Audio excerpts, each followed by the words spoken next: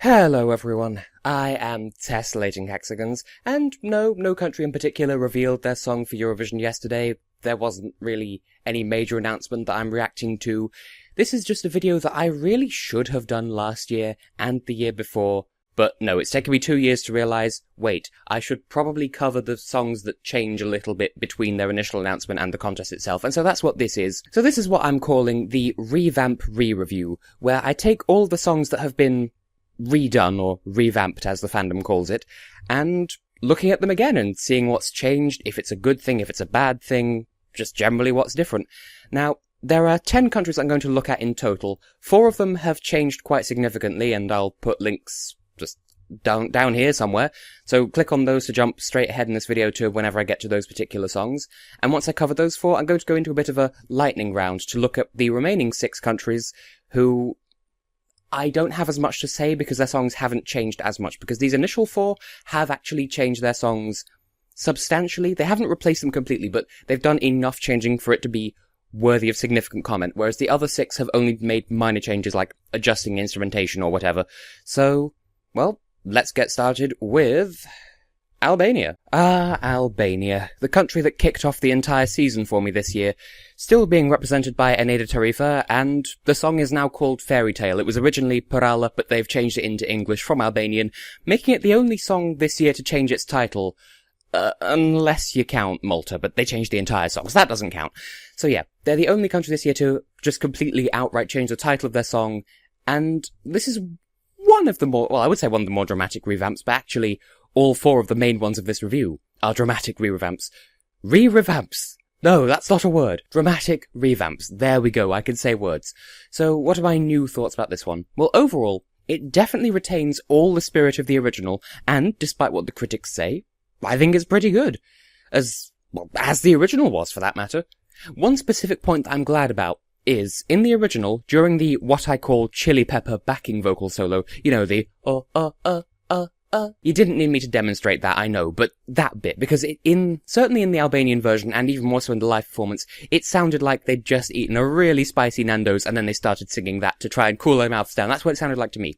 But anyway, just after that backing vocal solo in the original, she delivered a powerful, sort of scream kind of thing before returning to the last refrain, but only in the live version. In the studio version of Parala, that scream wasn't present.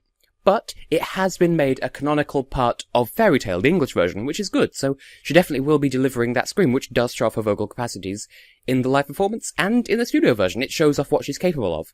I also like how they've switched up the exact tune that those backing vocalists chant to. There's something really specific I could compare it to, but it would require a long-winded explanation for you to understand, and even then it's a very niche explanation, so I'll just skip over that, but just understand that it's a comparison to how the soundtrack of Sonic the Hedgehog 3 for the Sega Mega Drive works, and I'll just leave it at that. But it reminds me of that, and it would take too long to explain why. My only complaint with this version is that all the power, and I mean all of the power of this song, is tied up in the verses. The refrain feels like it's been completely castrated compared to the original. And with all the cool, calculated build-up that the verses offer, it's quite a jarring letdown when you reach the chorus, and it sounds like it's missing something. And since it's the refrain that they're likely to show in the recap, that's not going to do the song too many favours in the long run. I'm not quite sure how to fit this point in, on top of all that, but I think the song would more benefit from being bilingual. Perhaps singing in Albanian might give the chorus the kind of power the instrumentation has taken away from it, but for the moment, it just sounds like there's something missing that wasn't missing in the original.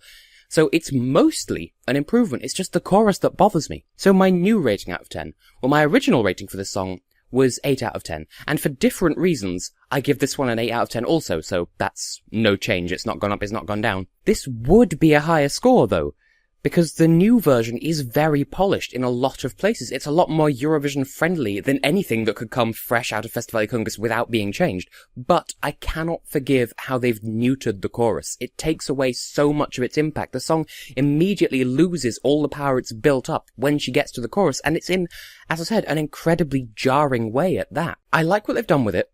It's mostly an improvement, it's just the chorus that's the problem here, so I can't give it more than an 8 out of 10. So compared to last year, this song isn't as chart-worthy or as real-world sounding as I'm Alive, but in exchange, it's better written, at least as far as lyrics go, and judging by Elida's shaky performance in Vienna, come on, Don't let her name blind you. Her live performance was not the best she's capable of. Fairy Tale will probably be better performed at the contest proper, so while it's better on 2 accounts out of 3, it still has a worse public reception for some reason. Overall, I'll have to say that I'm Alive is probably the better of the two, simply because it sounds more like a real song, and because it represents better odds for success at Eurovision. I still prefer Fairy Tale personally. Now, how does it compare to the original version of this song? Well, in a lot of ways, this version is much crisper, it's much better focused than the original, and it's easier to get into and to enjoy. Maybe because it's in English, maybe because of what they've done with the instrumentation. In any case, they've sharpened up a lot of what made the original version great, and they've made it everything a Eurovision revamp should be. Having said that though, I still can't forgive what they've done to the refrain of this version. I just can't. Perhaps I'm overreacting. After all, revamping it does present Albania with better odds at the contest, and so I do think it's the superior version overall. But that refrain is going to bother me till the end of time, good grief. It's not just me, is it? It sounds like they'd take away about half the instrumentation when she reaches the chorus, and so it sounds so much weaker than the rest of the song. And if you put that in the recap, it's going to make the song sound weaker than it is. So, will it qualify now compared to if they'd kept it as Porala? Well, in my initial review, I cited FYR Macedonia's song last year as a cautionary tale for changing a song too much, and in the wrong ways. I don't think they're quite as far gone as that here, and I do think that on paper, this revamp is an improvement as far as chances of qualifying goes. I will openly say though, if this song were in the first semi-final, it would not stand the faintest hope of qualifying, because of its public reception, and because of the big players in the first semi-final. However, it's in semi-final 2, which makes it much harder to predict. In theory, it should have decent odds, and it should at least come close to qualifying, but in practice, no matter how well she sings it on the night, and I do think she's going to sing this really well, the fan hype, if that's anything to go by, it really wouldn't surprise me to see this get left behind, and that's a damned shame, because this is a good song from Albania. Give it credit where it's due.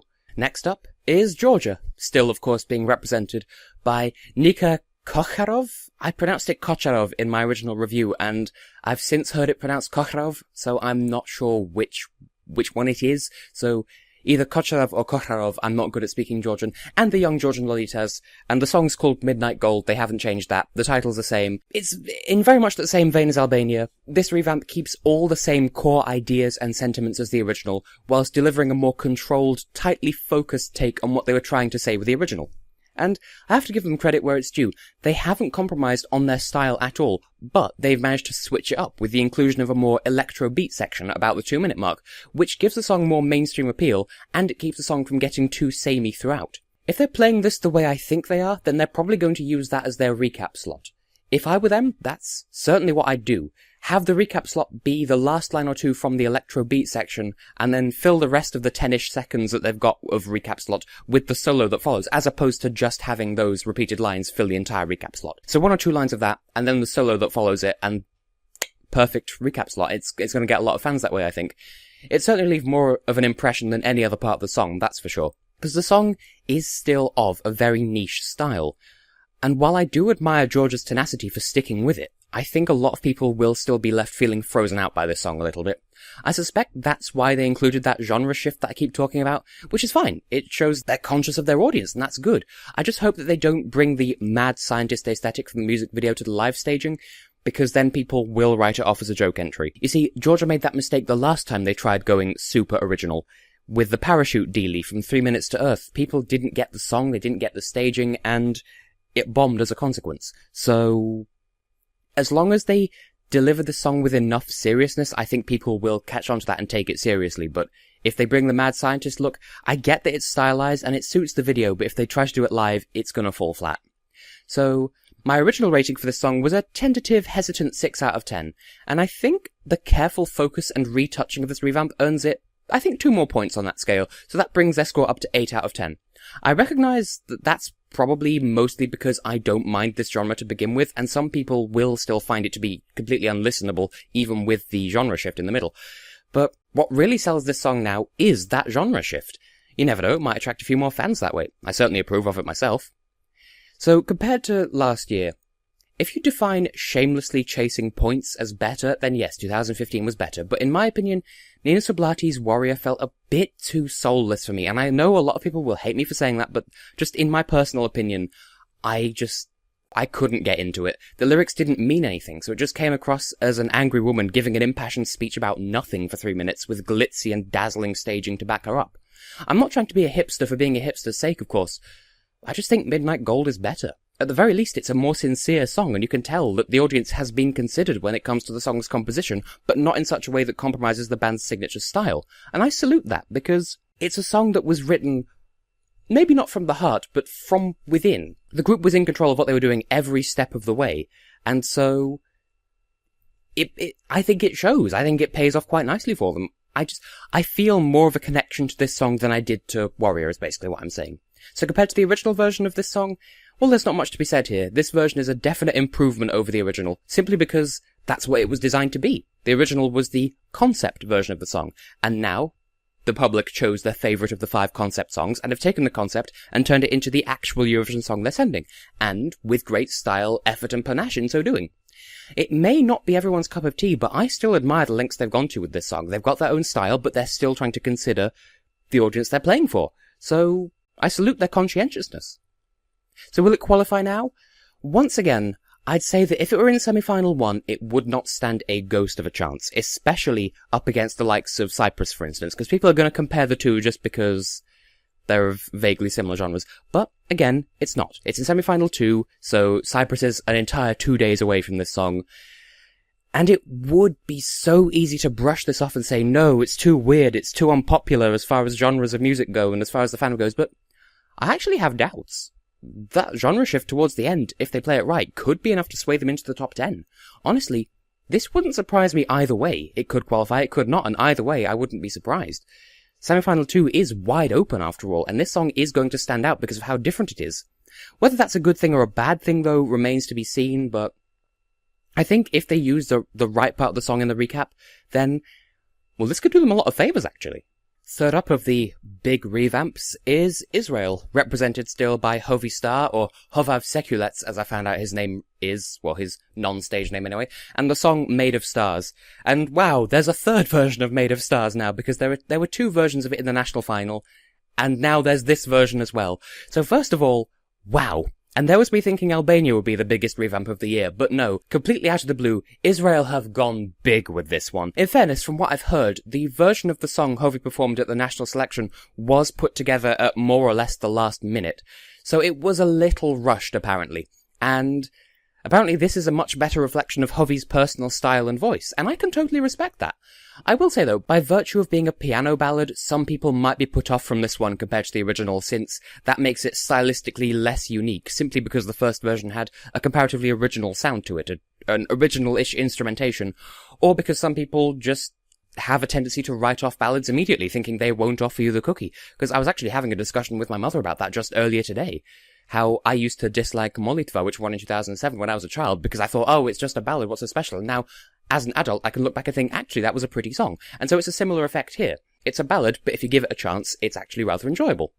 So those people don't need to worry. Especially in its final minute, this song really shines in all the right ways. You can really feel the emotion in Hovi's voice, and he sounds like he believes in every word he's singing. Every last part of the song, he believes in it so much more than he did the original version. That's not to say that he didn't believe in the original version, but this version, you could tell he has much more of a connection to it, which is really important, because Eurovision viewers can smell a faker from a mile away. I mean, look at Cascada in 2013.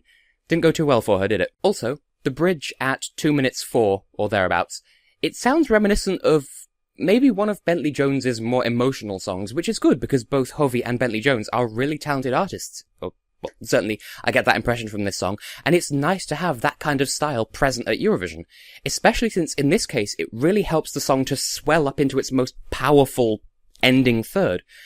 And if Hovi's team has any sense, or say in it at all, then they'll have their recap slot focus on the last minute of the song, when it gets really big and bold and powerful, and that's when all the emotions come to the fore, that's when it's at its most impressive, and that'll really sell the song if they focus on that part when they do the recap. So, I gave the first version of this song a high 8 out of 10, and honestly, I think the revamp is more than adequate to push it considerably into 9 out of 10 territory, so that's an additional +1. That was a bit of a redundant. It's got one more point than the original version had. The song leaves more of an impression now. His emotions are very powerful and tangible, and overall, it's everything a beautiful, soaring Eurovision ballad should be. At the very least, I expect the juries to go wild over this one, and I think a lot of people from the public may give this one the chance that it deserves. So compared to last year, well, this isn't easy, because for one thing, this is clearly, or certainly it sounds more like a higher budget effort than last year's song. At the very least, it has the feel of a big budget song, whereas Golden Boy didn't.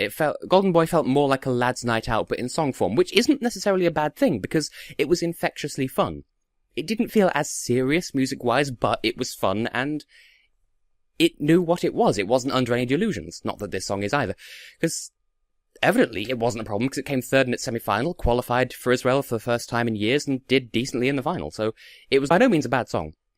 In that regard, Made of Stars is comparatively less stylistically interesting, but it's still nigh impossible to compare the two, because Golden Boy was really fun and had plenty of hype to back it up. Made of Stars will probably get lost among the bigger name songs if it reaches the final, but in its own field, in semi-final 2, I'm sure it's gonna stand out. I suppose it's better in that it feels like it takes itself more seriously and sincerely, and so on that regard I'll say it's the better of the two songs, but they're both surprisingly good songs in their own ways.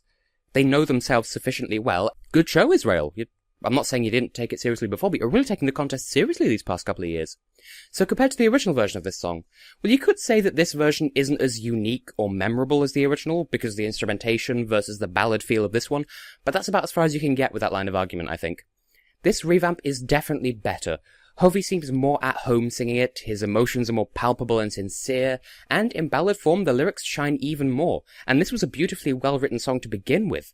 It may not be as flashy as the first version, it may not be as ADHD friendly, but it's more impressive, especially towards the end, and it just feels more real and sincere. So will it qualify now? Of the three so far, I think this is the only revamp that could still stand up against the big players of semi-final 1, maybe. But once again, we don't need to think about that, because it's in semi-final 2.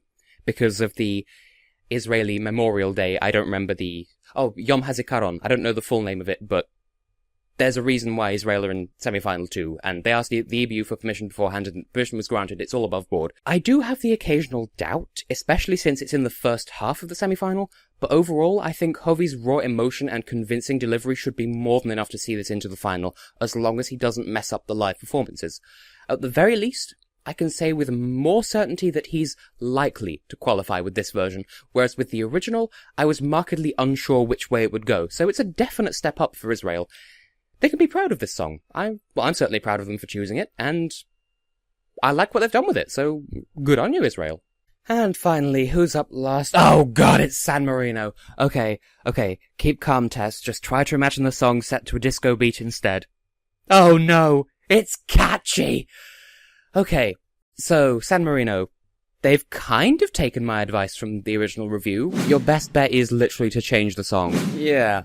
Well, it's still Serhat, or Ahmet Serhat Hajipashioglu. I can't get my mouth around the last part of his name. Hajipashioglu. I can't get those last couple of letters right. I know how to say it, I just can't get my tongue around it, I'm sorry. And the song is called I Didn't Know, but it's the disco remix, but it's cut down to Eurovision length, presumably because the original version was so unpopular. Their official reasoning was, oh, we saw that the disco remix was so much more popular than the original, so we're going to send that to Eurovision instead. When actually, their actual reasoning is, oh, the original version absolutely tanked with the public, we'll send this instead because it's not hated as much. Okay, I don't even know how to begin with this. The news did come somewhat out of the blue that SMRTV were going to change to this version, and it does seem to be a last-minute decision on their part, given that they had to apply to the EBU to change their song retroactively. That implies that they had sincerely sent the original version of this song with the intent to perform it at Eurovision. They hadn't intended to change it. Well, I have to praise them for at least taking notice of the public reception to the original version. And to Serhat's credit, yes, the song matched his style, and the old instrumentation was pretty enough. And you could say that the song has lost some of its class by switching to disco, but it's catchier like this, I think. This is more accessible to more people. At the very least, it's harder to hate, only by a little. And I do feel that the backing singers are going to be what carries this song, since his voice seems to make a lot of people very uncomfortable. I don't feel that personally, but I totally get why some people feel put off by his voice. And don't get me wrong, I do still feel like people will write this song off as a joke entry, and it is woefully stuck behind the times, and that is kind of the tragic punchline to this one.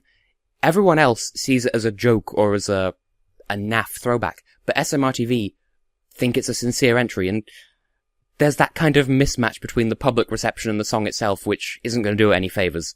But anyway, at least now it's only 40 years behind the times instead of the 70 plus years the original version was set back by.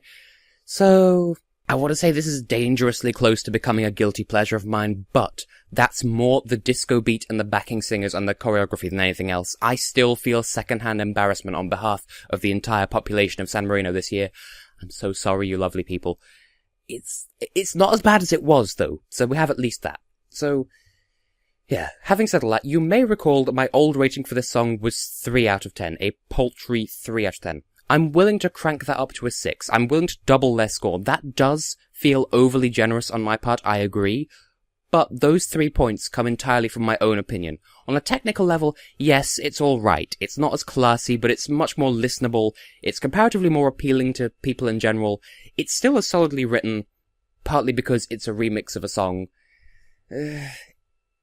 The original had merit as a song that had been written, like, it was a song. That was its main redeeming feature. At least in this case, it's a song that's been jazzed up so that it's remixed by someone who knew the original version wasn't popular. And I'm not going to say making the best of a bad situation, but that's kind of the mentality they're going into this with. So, it's not hugely more appealing than the original, but I mean, you tell me, which version would you rather listen to? Like I said, it's the beat and the backing singers that sell me on this one, but it is still far, far, far from San Marino's best ever entry. So, compared to 2015, well, it's very different, I'll say that much. Yes, I'm going to give it a fair comparison this time, since I can stomach listening to it much more readily than I could before. As far as class and enjoyability goes, no, last year was still better. As far as public reception goes, well, the public actually hates both for what it's worth, but they hate 2015 a bit less. Now, I will give credit to both songs for telling different and well-executed and actually pretty well-written stories, but San Marino's time at this year's contest has been more than a bit of a public relations train wreck, so 2015 must have overall been better. I mean, at least we got a meme out of Michele Perniola's "No." And, I mean, there wasn't enough of a shitstorm that they had to change the song, so I guess last year had to have been better. So compared to the original version of this song, it's still cringeworthy, it's still very behind the times, and it's still pretty embarrassing for someone from San Marino to say, yes, this is my country's song this year. In fact, I don't think anyone can say that without immediately adding, sorry. Which is sad, really, because this version is much more passable and forgivable compared to the first version. I still don't think it stands a chance, but at least it's not as cringeworthy as the original. And it seems sad that I should have to put it in those terms, but that's what San Marino's got to work with. The fans who have heard it now think it's dire, and the viewers who hear it for the first and probably last time in the semi-finals will probably also write it off as a joke, but hey, at least this version is catchier and more fun to listen to. If San Marino do withdraw this year, better it be on this note than with the original version, but it would still be a really sour note to leave on, I think. So will it qualify now? It's in semi-final 1, so no chance at all. In fact, do you know what? Just to tempt fate, I'll say this here and now. If San Marino does qualify this year, I will eat a shoe. Yes, I mean it, a shoe, in my mouth. I will eat it if they qualify. And if it were in semi-final 2, it would still stand better odds, of course, but I still don't think it would get anywhere near the support it needs to challenge the top 10, so sorry, but better luck next time, San Marino. But props to you for at least recognizing that you'd made a mistake in the first case and trying to fix it as best you could. So, credit there, but, this is kind of awkward, really. So, there you have it. Those are the 4 main revamps of this season. And, well, if you clicked to skip to the lightning round, welcome back. And for everyone who's been watching this video all the way through normally, welcome to the lightning round. Let's look at the 6 songs that have changed a little bit, but not really enough to warrant that much analysis, but enough to warrant this much analysis. Let's go. First up, Belarus, Alexander Ivan Ivanov, and Help You Fly. Again, nothing changed from the original as far as details go. So what has changed? They've adjusted the instrumentation a little bit, they've tightened a few screws here and there, just general maintenance really, nothing noteworthy, just what you'd expect from a standard Eurovision revamp without completely changing the song.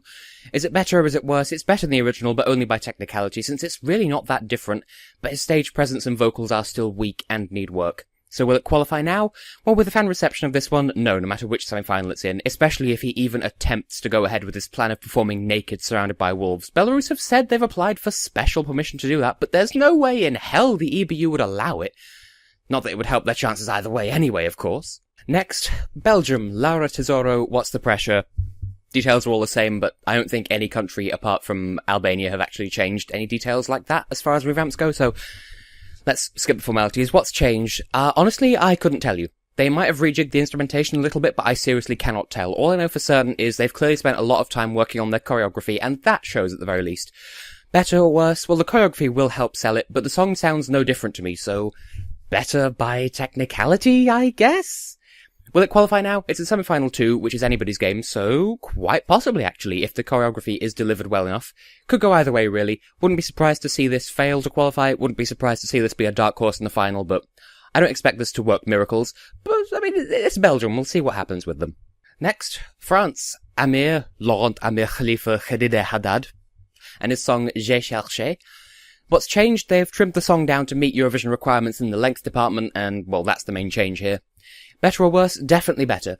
Well, as a Eurovision song. As a single, it was fine either way, but as a Eurovision song, definitely better. In this version, there's absolutely no risk of the song getting too repetitive or anything like that, but it does still retain its modern, radio-appropriate sound, and so the hype for France this year is totally justified. Will it qualify now? Well, of course, it doesn't have to, it's a Big Five member and all that, but it probably would if it did have to, no matter which semi-final it's in, because this is France's most comprehensive song in a while. It's one of their most comprehensively best. Most best in Eurovision history. It does a lot right all across the board. France have not put a foot wrong this year. Now we just have to see how that translates on stage, and if that translates into points for them, which I expect it to, because the juries will love it, the public already love it. Bon courage à la France! Iceland, Greta Salome, Hear Them Calling. What's changed with this one? They've given the instrumentation one hell of a going over, and no one even asked them to. We thought we'd heard the final version of this song, and then they did this. Nothing has changed in the sense that nothing's been outright replaced, but they've added more layers to the sound. They've lent it an extra epic feel to an already epic sounding song. Epic as in it sounds like a journey, or someone described it as sounding like a road trip, and I think it sounds more like riding horseback across the fiery plains of Iceland, but I don't know.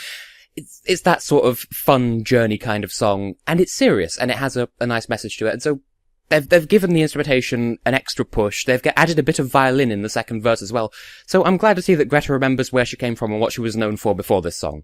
Is it better? Yes, it's better. They've taken an already brilliant song and made it even better. There is no risk of this sounding worse than the original version. Ever heard of gilding the lily? Well, this is a practical application of that term. Will it qualify now? Well, this was already a shoo-in to qualify anyway. Now they've all but cemented their place in the final. Good show there, Iceland. Italy, Francesca Michelin, No Degree of Separation. Not Nessun Grado di Separazione. They're using the English title for Eurovision, don't get it mixed up. What's changed? They've released the 3-minute cut and won the choruses in English, as they said they would. So nothing unexpected. Better or worse? Well, shortening it makes it easier to listen to, but I still don't get the hype with this one. Sanremo and Eurovision are very different competitions, and while this song is the perfect Sanremo offering, whether it's fully in Italian or with the English verse, it doesn't do anything for me as a Eurovision song. As a Sanremo song, I love it. As a Eurovision song, not so much. Still, I guess it's more accessible and more to the point with the 3-minute limitation, so Will it qualify now? Again, it's another Big Five song, so it doesn't need to qualify, and I think this one would be on the border. If it were to come from semi-final 1, probably not, despite what its fans will tell you. And if it were in semi-final 2, then perhaps. But this song's fans don't seem to realise that this does not appeal to everyone. And yes, it's pretty. I think it's a really nice song. But it's not a masterwork. If you want a song worthy of the kind of hype that this song has received, listen to Francesca Michelin's L'amore esiste instead, because that is a masterwork. This is alright for Sanremo, but not ideal for Eurovision. And the revamp, the shortening, doesn't really change that. Sorry. And finally, Spain, with Bárbara Rezabel González Ager. Sorry, my Spanish pronunciation isn't as good as it used to be. Anyway, she's called Beret for short, as you know, and her song is Say Yay. So what's changed? Well, as far as I can tell, they've adjusted the instrumentation a fair bit, which works better, I think. They've taken out the Spanish lyrics, which is unfortunate, because I like those. And they've switched up the ending, I think? Like the last 30 seconds of the song, it feels different. At the very least, they've changed the instrumentation, and that's the most obvious difference. Is it better for it? I think it certainly makes the song pop more. Much like Iceland, it adds to the song's feel in all the right ways. Baret's team clearly know what they have to work with and what they're going for, and they're making sure to deliver as much as they can with what they've got, which is a highly effective, feel-good, happy dance song. Would it qualify now if it had to? With all its hype, Spain would never not qualify this year if it had to, which, again, it doesn't, it's a Big Five member. The fandom loves this one too much to leave it behind, whether it deserves to or not. Again, I don't really get the hype, but it is great. It just doesn't sweep me off my feet. It is still pretty good, though. I gave it an 8 out of 10 originally, I think. And I think that's fair. It's not amazing, it's not one of this year's big contenders, but it's still pretty good. And I think the new instrumentation really helps to sell it. And so there you go. That's all of the revamped songs, whether the revamp is large or small, or significant or insignificant, or obvious or imperceptible. And, well, that's my thoughts on all of them, and I swear to God, if anyone changes their song between now and the contest, I am probably not going to re-review it because you had your chance. So, I have been and will continue to be Tessellating Hexagons. I haven't said that in any of my reviews this year, apart from, the first one, I think. And, well, good luck to everyone this year. We'll see you all in Stockholm, in Sweden, and good luck to everyone. I'm repeating myself now. Yeah!